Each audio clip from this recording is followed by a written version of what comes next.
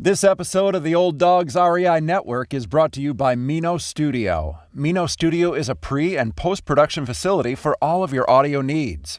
Mino Studio's founder is an accredited audio engineer with top 40 and indie album credits. With over 30 years of music industry experience, Mino Studio can take your podcast from idea to reality. Contact Mino Studio at minostudio777@gmail.com for more information. That's Mino Studio spelled M-E-N-O, minostudio777@gmail.com.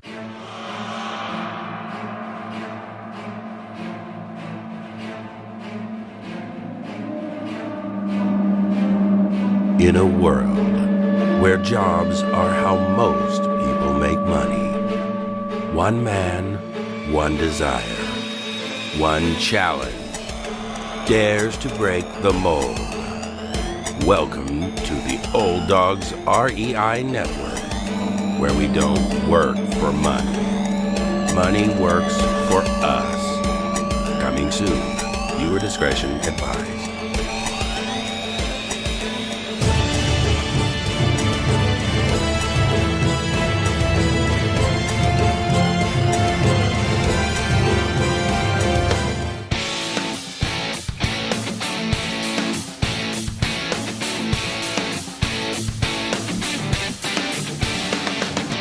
Welcome to the Old Dawgs REI Network, where cash flow is king.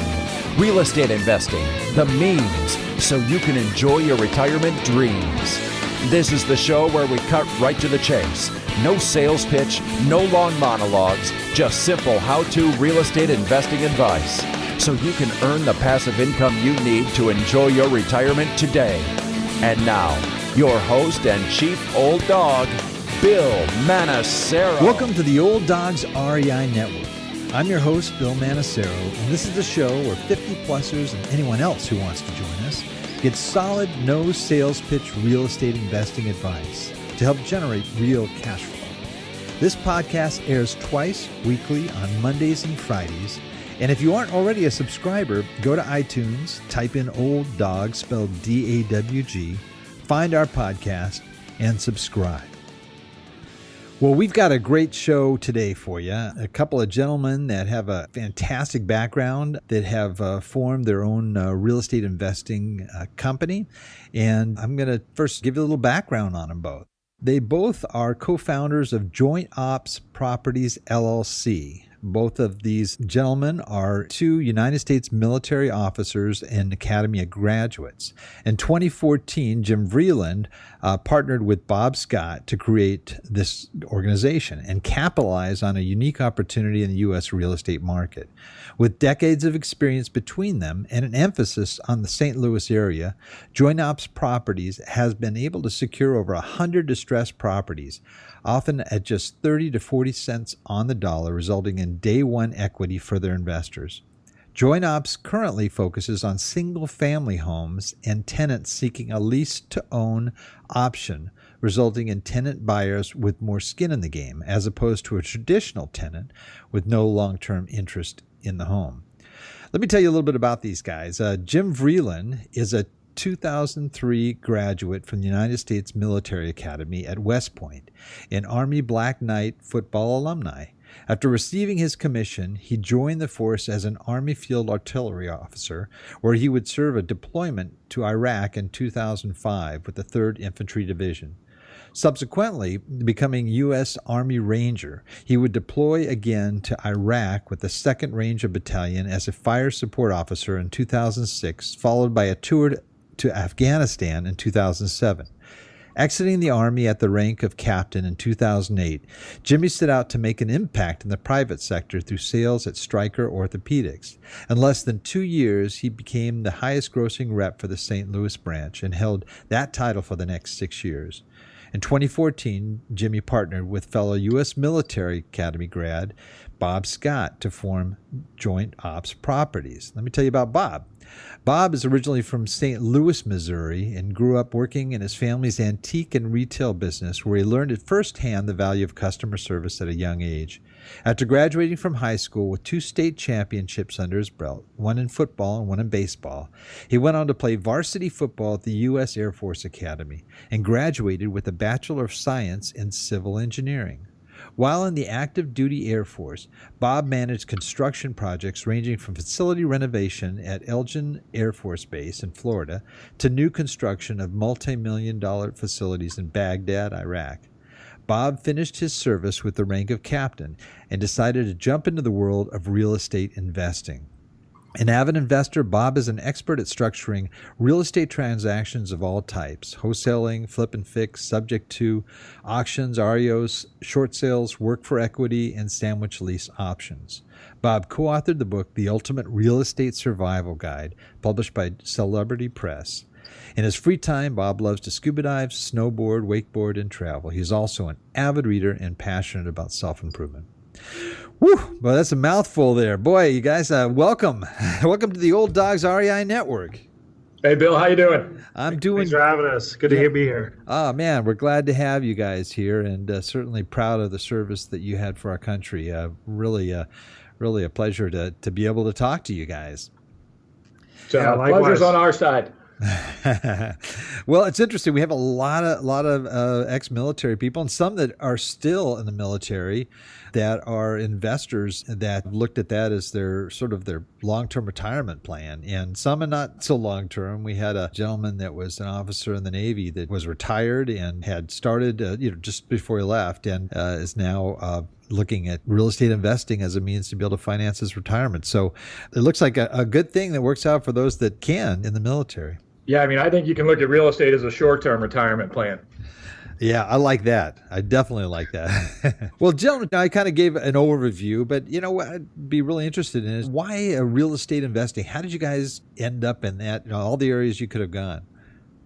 So, like going overseas and being in combat areas, you won't see this on the movies, but there is so much time on your hands and so much boredom between missions. So, in a 4-month deployment, I probably read 2 books a week. And I can definitely remember being in Afghanistan and reading Rich Dad, Poor Dad, and just every concept in there, I'm just like, this is for me. I think Bob will second this. Anybody who goes to a military academy is a pretty type A and competitive person. So obviously I've always wanted to compete in the financial space and create wealth. And the Rich Dad, Poor Dad, a program of just creating enough passive income to equal your expenses, it hit home for me pretty hard. So I actually bought a house from Afghanistan. Really? While you were there, the entire transaction? Well, my brother was in med school at St. Louis University, so we bought it together. But every time I could get on email or write home, I'm like, ignore your med school studies. Let's go. Let's get a house. Wow. And then my mom and dad were also helping us the whole time. So every time we talked, I'd be like, we getting a house yet? That's great. So he kind of oversaw the inspection of the property before you purchased? Yeah, him and my mom. He actually moved into it with other med school students, and they were our first tenants. Oh, that's great. That's great. And do you still have that property today? Yep. Oh, that's great. Would you call it student housing for the most part? Is it close by the university? Yeah, we were originally, when he was around the med school, because he was our marketing person, we would do exclusively med school students. But now all those houses, we've done regular market tenants. What got you guys to move into the realm of lease option, rent-to-own type of transactions? Yeah, well, once we decided that we really wanted to put our pedal to the metal and kind of press on the gas, we started buying a ton of properties. My expertise was in finding the deals, networking with some of the other wholesalers and agents in the area. And we got up to having 1 4-family property and I think 5 or 6 single families. And they were all regular rentals. At the end of the month, we kind of looked down at our P&L and realized we weren't really making any money. We were getting hammered, actually. Yeah. Between all the ticky-tack repairs and maintenance on properties, and just dealing with tenants in some of the neighborhoods we were buying and trying to track down rent, all those things added up to us not making any money. So I attended one of my local RIA meetings and heard a guy talk about lease options, and it just sounded like the perfect avenue for us. And we pivoted to doing lease options, and that's been a complete game changer for us.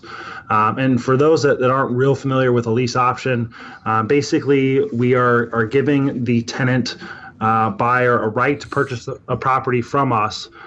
We typically do a 2-year option, and in exchange, they give us a non-refundable option deposit up front when they move in. It's not like a security deposit, so it's non-refundable. They know that's going to us, and they're not getting it back. And for us in our market, that's anywhere between $3,000 to $10,000 up front. So you can really see how that changes the dynamic of a rental when your tenant buyer is giving you that kind of money up front. That's a lot of skin in the game. So these folks have a completely different mindset from a traditional tenant. They want to be owners. They understand the value of holding real estate long term. They've just had some kind of minor bump in the road in their financial history that's preventing them from qualifying right now. A lot of times it's a credit issue. Some folks are self-employed, or own their own business. And then a lot of other folks are just new to the St. Louis area, and a traditional bank will not talk to them until they have 6 months on the job. So we're kind of that bridge to get these folks to the point of buying a property. Now, so there's that 2-year period where they're basically renting from you, but now those funds are all applied to the purchase price. Is that correct, or part correct? of those? That's right. Right. When they exercise the option, all of their option deposit down payment is credited towards the purchase price, and the banks recognize it as part of the down payment. Okay, gotcha. And do you help them to find the financing, or they have to do that on their own? No, at closing, there's a mortgage professional at the closing with them. And then we have an incentive program that there's 5 steps they have to get through. And at each step, we incentivize them by giving them a break in the rent or a little bit off the purchase price, just to keep them in the game and keep the ball rolling. And then as soon as they're qualified, the mortgage professional who they've known for a significant amount of time now is in contact with them and helps them purchase through. Gotcha. So when you're buying these houses, and one of the things that your promotional material mentions is that from day one they've got equity. So are you generally going in? Are you buying properties that are real bad shape and you fix them up, or what happens there? Yeah, we buy a lot of distressed properties. Probably I'd say 70-80% of what we're buying is REOs, bank foreclosures, HUD foreclosures, Fannie Mae foreclosures, or short sales. Then the other percentage of the deals we're buying are probably off-market deals we get from wholesalers or other agents that are also distressed for a number of reasons. People who are out-of-state landlords and can't manage the property anymore, or properties that need work. Do you do the rehab yourself, or do you just sell as is? We do a little bit of both. So, we do occasionally wholesale properties out as is, but the majority of our properties, we do all the major reconstruction work on it. We try to not take on any more big rehabs, any gut rehabs. We've done a lot of those in the past, and we've just realized that, after all is said and done, it's really not worth all the effort to manage a big project like that. So we prefer properties that are light rehabs, cosmetic rehabs, something where the property might not have been updated since, 1985, 1990, but it was meticulously maintained and is clean. So, it's basically, someone could live there. It just might not have been updated the past 20 years or so. And what we found with regular rentals is we try to use the 80-20 principle. We'll do 80% of the work to get to occupancy. And then for our time and our capital, the most expensive part was that last 20%, going and meeting the inspector, getting the work list after the inspection. So anything major we handle, but anything that the tenant can handle, we generally leave for them. Yeah, so that'd be, basic painting and light fixtures, any minor stuff. That way our tenant buyers kind of feel a little bit more involved in the process too, and they can customize the home for themselves. And anybody who has regular rentals and has to meet the inspector and what is the work list? Just the make-ready list. Yeah, punch list. It's time expensive, and it's mostly time expensive. The capital expensive, not so much, but for us, it's the time. And you're usually buying it 30% below market or 20%? Is there sort of a rule of thumb there? Yeah, we typically shoot for 30 to 50% below market. Based upon what we think comps are in today's market. And the sales price would be whatever market is. Yeah, full price. I mean, that's the great thing about the lease option buyers.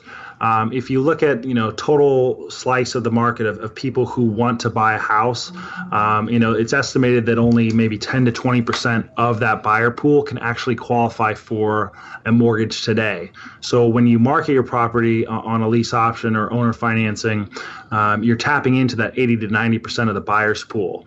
And virtually nobody else is talking to them. All agents and most investors and pretty much all home sellers, they want to sell for cash right now. I mean, that's great. I want to sell for cash too. But if you can be patient and market your property this way, you can tap into that much larger buyer's pool.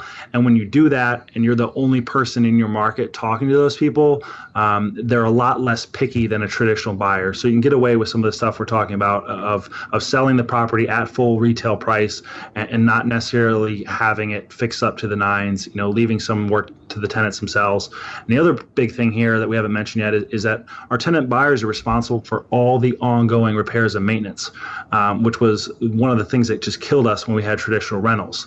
One, it's a cost savings, obviously, when we don't have to handle that every month. But then two, we're not managing that whole process of receiving the call from the tenant and then finding the contractor, lining the contractor up. Exactly. That's what particularly drove me nuts was just that coordination. Contractor coordination, yeah. Yeah, I think that drives most of us. Is a tenant home? Can they get in the house? All that stuff.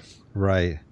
So do you find that the tenants, for the most part, from day one, they are, even though they're not technically on a deed, you've got a lease option agreement, which basically says that, that they're going to be able to exercise their right to purchase this property in 2 years. Is that correct? Correct. Yeah. Oh, okay. Now, when you first started buying homes, you were just buying homes to rent them out, right? And in that process, saw that, this is just it's not generating the cash that we thought. Do you want to expand on that a little bit? We went wakeboarding one day on the beautiful Mississippi here in St. Louis, up in St. Charles, and we both came to the conclusion that we're not making the cash we thought we were making, and that was frustrating us greatly. And for whatever reason, the Mississippi inspires a lot of free thinking for us. And so we listed everything we hated about our business, and pretty much Lease Option allowed us to get rid of everything we hated. So you're making up the difference, obviously, on the down payment. You don't have the repairs now. And that down payment is also protection for us against eviction. With a regular rental, it was too much rent, and the deposit always goes to the agent finding the tenant. With this down payment, if eviction ever comes up, while the house is vacant, we still have that down payment covering the P&I and the expenses. And we know whenever we take the property back, we're going to get another non-refundable option deposit from the next person we place. Now, it is non-refundable from the get-go, right? So correct. If after 2 years they can't find financing, for example, you still hold on to that deposit? We do. And we're very flexible with the option period. If someone gets to the 2-year mark and still wants to buy, we'll typically extend it. St. Louis is a great cash flow market, so we're not in any rush to actually turn these over. If they do turn over, great, we're excited. We get that big payday. But if not, we'll just keep cash flowing the property and keep rocking and rolling. And that payday is probably going to go into another cash flowing house anyway. So. Right. Now, is your cash flow higher than it was before you introduced this program? Absolutely. Okay. I mean, obviously because of the lack of repairs and so forth, but is the actual lease payment higher than, let's say, the rent would have been? Yeah, so actually, that's another great point you're making, is that, since we're tapping into that much larger buyers pool and we've put ourselves in this great supply demand situation, we can actually get above market rents for lease options occasionally. So we kind of make it more of a negotiation. With all the marketing we're doing and tapping into that buyers pool, we get a ton of interest for lease options. We're getting anywhere between 300 to 400 calls per week, 500 hits per day on our local rent-to-own website, and tons of applications online and physical form. And between all that, we end up getting actually multiple applications per property for lease options. So, we're kind of able to make it a little bit of a bidding war between the tenant buyers and go back to them and say, hey, can you come up with any additional down payment now or even sometimes into the future? We get a lot of extra down payments at tax time when people have that money come in. And then we also say, hey, can you afford any more monthly? So it doesn't happen all the time, but we do have a few properties that are $200, $300, $400 per month above market rents. What other landlords are getting for that exact same type of property in that same neighborhood. Wow, that's great. Now, do you screen them like you would normal tenants? Absolutely. So, they've got to demonstrate bad rental history. They don't have credit problems and other things, criminal records and so forth. So they have to qualify for your program, right? Yeah, right. Yeah. We still do full background checks. We are a little bit looser on the credit score than some other landlords might be, just because, that's our target market that we're trying to go after. The big thing we look for is what happened to their credit. Is it kind of a one-time event in their life, or is it a repeated history, a lifetime of bad habits? And that's really the differentiator. Someone had something come along, whether it's medical bills or temporary loss of job, and they got into a little bit of trouble, that doesn't strike them off of our list. So, yeah. Gotcha. Are you only in the St. Louis area? Currently, we are. Yeah. Our goal is to get up to about 300 properties here in this local market and potentially explore some other opportunities. Are there tasks that you have to do where you have to sort of manage the properties while they're still under lease? Yeah. We do have 5 staff members that help with us. Obviously, we've got quite a large portfolio, and we're growing pretty rapidly. The Lease Options has allowed us to scale pretty quickly, and both of our skill sets are raising capital and finding properties. So our team members kind of help us with the screening of all the folks. Just getting back to people and getting them out to the properties to view it is takes quite a bit of amount of time.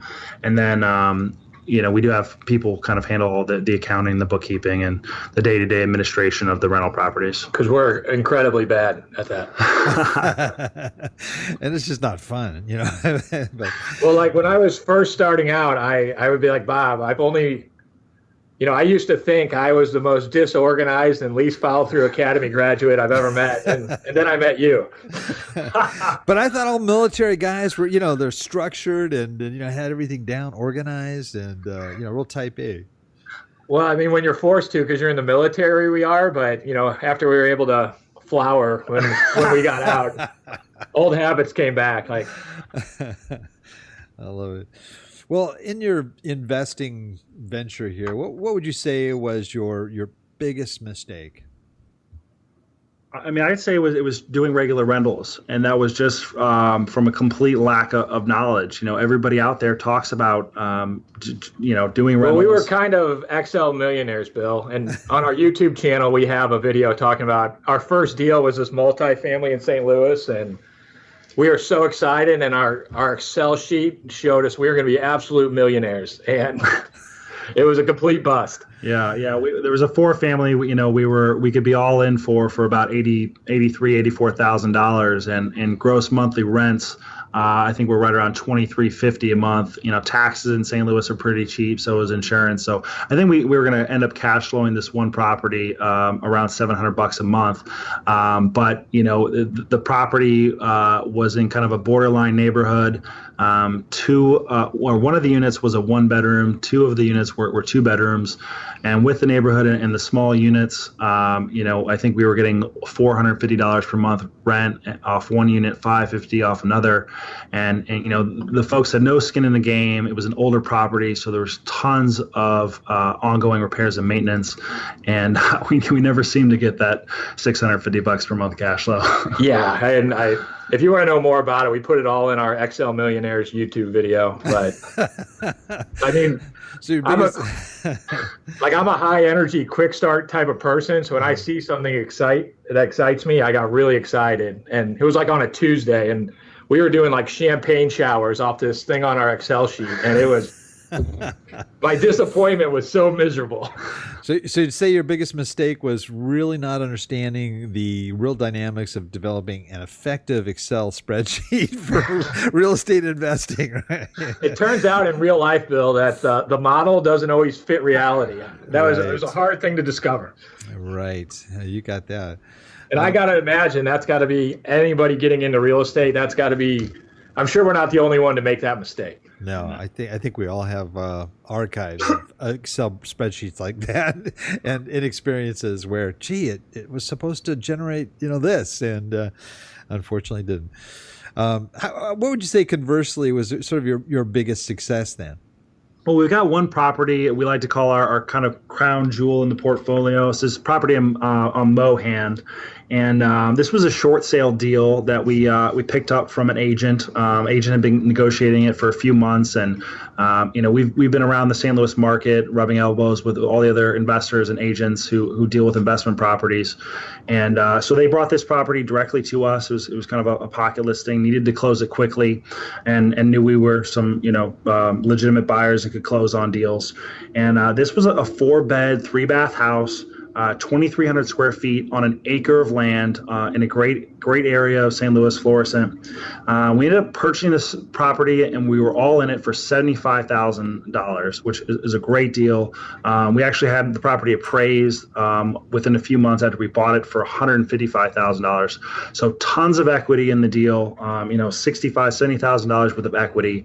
And with the property being so large, with a ton of land, a very unique deal, we had a ton of interest from our lease option buyers, and we ended up finding a tenant buyer to put $8,000 down within, I want to say 2-3 weeks of us actually buying the property. So it moved very quickly, and we ended up getting $1,535 per month of rent off that property. So after we ended up securing, we ended up buying the property with the private lender, and then refinancing it, our lender out, and getting long-term commercial financing on there. And after all said and done, I think it's cash flowing around $750 per month.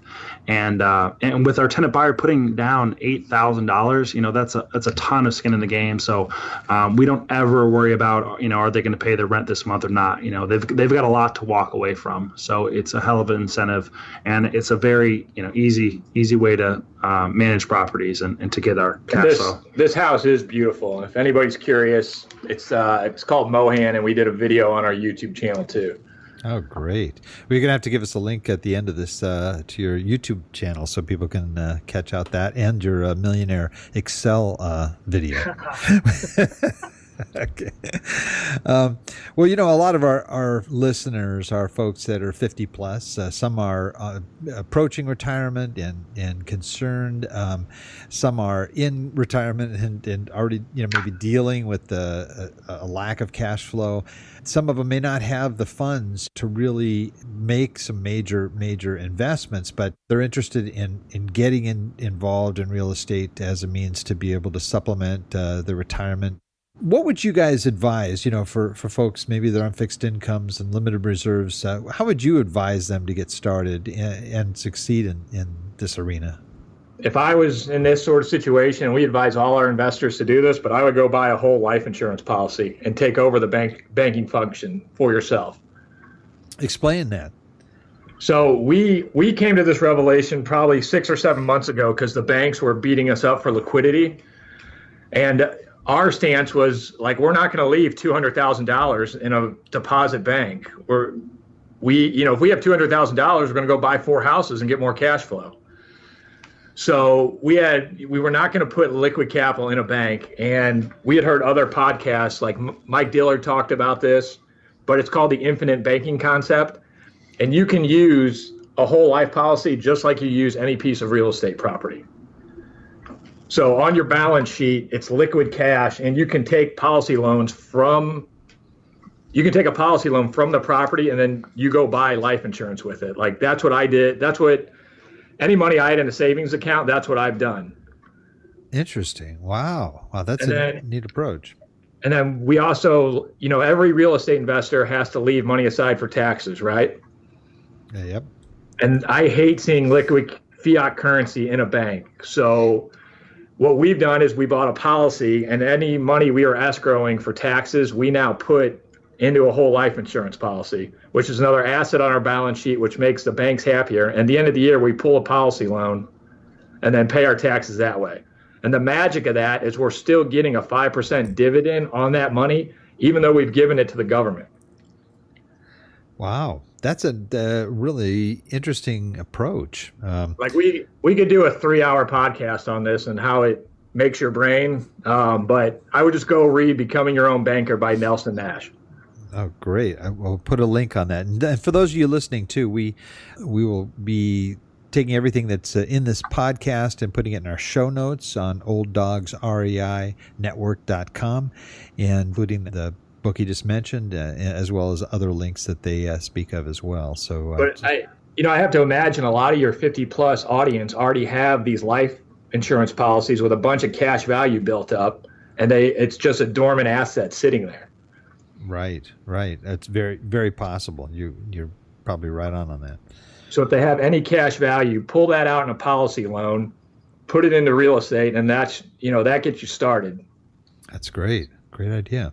And before investors give us money, we generally tell them, hey, put it into a whole policy loan and then give us the money. Right. Great. So they're making interest in two places. They're making money on the policy, and they're also making money with us. And there are certain tax advantages by doing this as well. That's great. What's ahead for you guys? What's the long-term plan for your organization? Well, we want to get to 300 properties in St. Louis. We probably want to throw on a turnkey business as well. And then being Academy grads, we have a full network of people just like us. So we think we could team up with them and put the exact same system in place and kind of go. I don't think this model would work on either coast, but generally throughout the Midwest and Southwest, I think the model could work. So you need a lower price home for the most part in order for it to work. Well, to start with private money, like, it's just not going to work in California to go try to find $200,000, $300,000 private money loans. But we're picking up houses from $30,000 to $50,000, and it's not that hard to find private investors with that kind of money to give you. Oh, that's great. The other thing about our system is we do one investor, one property. We don't fund or pool any money. Oh, great. Well, wow, you've given us a lot of great information. I like the fact that you guys may, move into teaching others how to do what you guys do. That sounds like a very promising venture as well.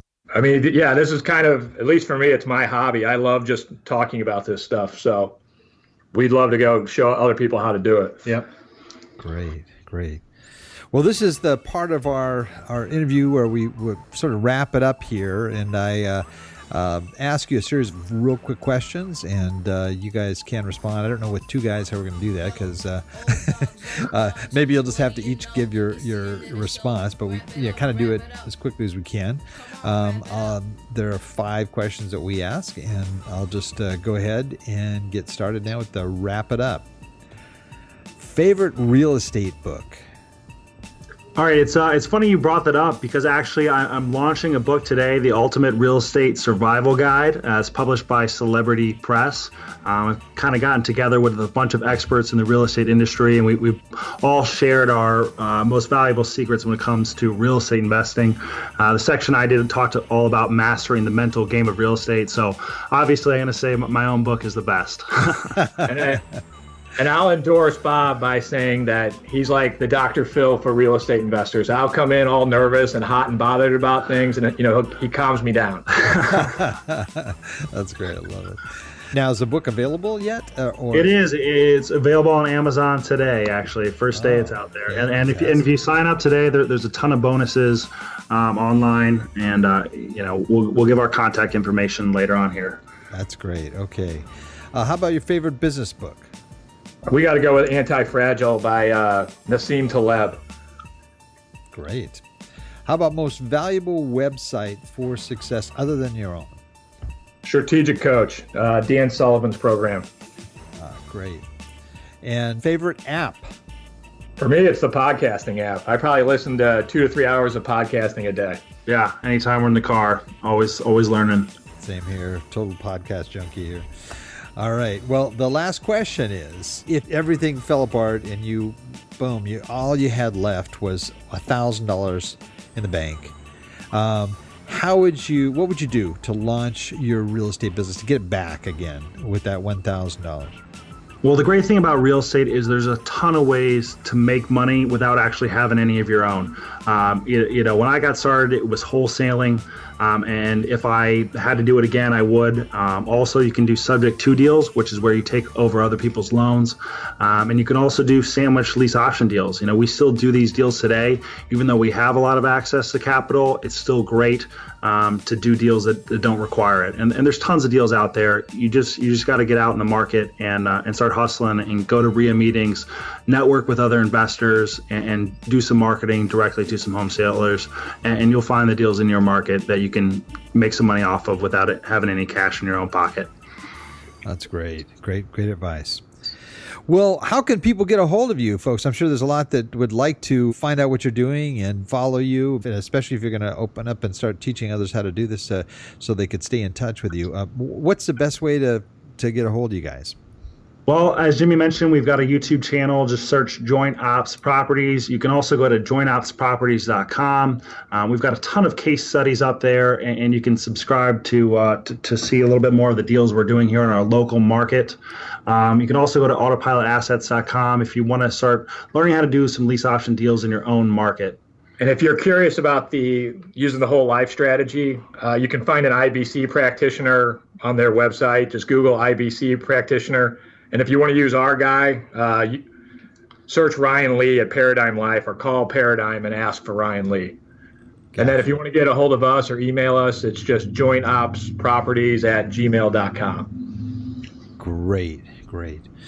Wow. Well, this episode has gone very quickly, and I'm sure I could ask you a million more questions, but we're trying to keep them within a certain time frame. But gosh, you guys have really provided some great information, a lot of food for thought for our listeners. I can't thank you enough. Well, thanks for having us, Bill. Yeah, it's been great. Well, you bet. But it's not over yet. This is called the Old Dawgs REI Network here, and we have all of our guests close us out with the best old hound dog howl that they can do. So, I don't know if you guys, are dog. Are you gonna do it with us? No. Oh, you make everybody else do it. I think I would just outshine everybody. It wouldn't be fair. This wouldn't be fair. But because I howl every Friday when I do my own little thing here. But typically I wait till the full moon. That's right. So I don't know. I guess you guys could just both do your howls together here. So sounds good. Are you guys ready? Let's do it. All right. Ow! All right, that was good, man. Right, same length. It sounded like it was just kind of an echo of the other guy. It was really good. We are so in sync with this business, Bill. It just translates to everything. Synchronized howlers. I love it. Could be a new profession. No, I'm just kidding you. But well, gosh, it's been really great having you guys on, and I think our listeners are just thrilled about it. For all of those of you that are listening out there, we really appreciate you listening. We know there's a lot of things you could be doing right now, and the fact that you tuned into us really means a lot, and we appreciate that. Also, to our great guests here, we just want to thank Bob and Jim just for coming in and sharing this information with you. Hopefully, you learned a lot, and there's something there that you can take home with you and help you in your real estate ventures ahead. So in the meantime, we just want to thank you guys again for coming on, and I hope everybody will contact you and get some good information to follow up on there. Sounds good. Thanks, Bill. Thank you. Well, thank you guys. Gosh, if you guys like this podcast, we invite those that are listening just to go to iTunes or Google Play or Stitcher, subscribe, and rate our podcast. Those are the kinds of things that help us to get the podcast out to others and be able to offer this to those that are seeking a way to be able to augment their retirement and hopefully have the retirement of their dreams. So thank you so much again, guys, for being on. And to everybody else, thank you for listening, and God bless. Thank you very much for visiting the Old Dawgs REI Network. We would greatly appreciate if you would stop by iTunes and let us know what you think of the show. We would love if you could subscribe to the podcast, give us a 5-star rating, and write a review. The more ratings and reviews we receive, the more visible the podcast will be to others. Thank you.